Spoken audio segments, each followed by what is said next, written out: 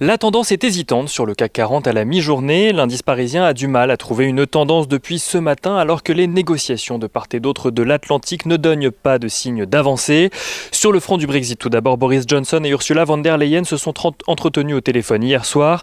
Un coup de téléphone qui a en partie douché les espoirs des plus optimistes puisque dans la foulée, Boris Johnson a estimé qu'un no deal était le scénario le plus probable, tandis qu'Ursula von der Leyen se félicite des progrès mais concède qu'il reste encore des points de blocage. Le plus emblématique de ces points de blocage est notamment le sujet de la pêche, un sujet tout aussi politique en France qu'au Royaume-Uni. Pour Boris Johnson, tout d'abord, interdire aux chalutiers européens de venir pêcher dans les eaux britanniques serait un symbole d'une reprise de contrôle de ses territoires maritimes et donc de sa souveraineté. Une situation rejetée par la France, notamment un des pays les plus concernés, qui pourrait alors être accusé par les pêcheurs français de les avoir laissés tomber.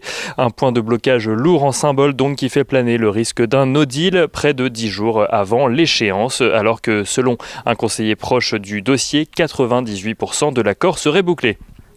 Mais les négociations traînent également de l'autre côté de l'Atlantique. Les parlementaires américains, cette fois-ci, envisagent de poursuivre leurs discussions en matière de plan de relance budgétaire au-delà de ce soir et donc de faire le nécessaire pour éviter un shutdown ce soir à minuit, selon le Wall Street Journal.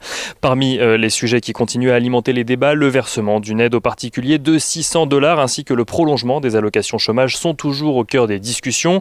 Sur le sujet du versement des aides directement aux particuliers, les parlementaires cherchent un terrain d'entente sur l'éligibilité à cette aide et sur la façon de distribuer ces chèques. La volonté des Républicains de mettre fin au programme d'aide d'urgence de la Fed au 31 décembre fait également débat au Congrès.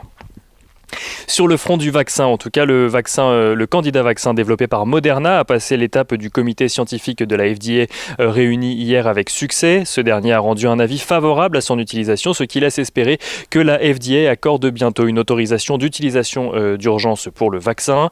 Et en Europe, rapidement, du côté des statistiques, l'indice IFO du climat des affaires en Allemagne ressort à 92,1 points pour le mois de novembre, soit un niveau meilleur que prévu, alors que le consensus attendait 90 points après les 90,7 points au mois d'octobre. Du côté des valeurs, à présent à la Bourse de Paris, on commence avec le chinois Tencent qui exerce son option pour acquérir 10% supplémentaire du capital d'Universal Music Group pour un montant de 3 milliards d'euros. Essilor Luxottica annonce de son côté le versement d'un acompte sur dividende de 1,15 € par action. Le groupe en profite pour annoncer des changements d'organisation en interne à la suite du départ à la retraite de son président. Et Saint-Gobain qui recule à la mi-journée alors que le groupe fait actuellement face à une audition au Parlement britannique en ce qui concerne l'incendie de la tour Grenfell qui avait eu lieu à Londres en 2017. Saint-Gobain faisait partie des 80 entreprises qui ont fourni des composants pour sa construction. On regarde rapidement du côté des matières premières, le pétrole qui s'échange à la mi-journée au-dessus des $51 le baril de Brent, l'once d'or qui s'échange à la mi-journée au-dessus des $1 850, tandis que l'euro-dollar progresse légèrement. Il est à la mi-journée au-dessus des 1,2250 $ pour 1 euro.